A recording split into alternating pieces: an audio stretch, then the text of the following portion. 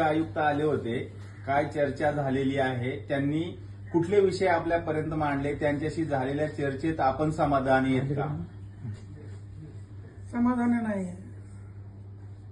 आता पुन्हा एकदा मीटिंग घेऊ, समाधान झालं तर मग आम्ही विचार करू. 5 जुलैला आपण आंदोलन करायचा इशारा दिलेला आहे. त्याच्यात आता ही पहिली बैठक झाली, अजून एक बैठक होणार आहे. त्याच्यात समाधान नाही झालं तर मग आता 5 जुलैच्या वरती पुन्हा एकदा शासनाची बोलू.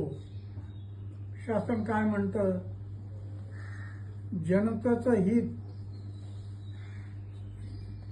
सरकारने जनतेचं हित पाहिलं पाहिजे, सरकारचं हित नाही. सरकारचं हित पाहणं असेल, जनतेला जर नुकसान होणार असेल तर आम्हाला मान्य नाही.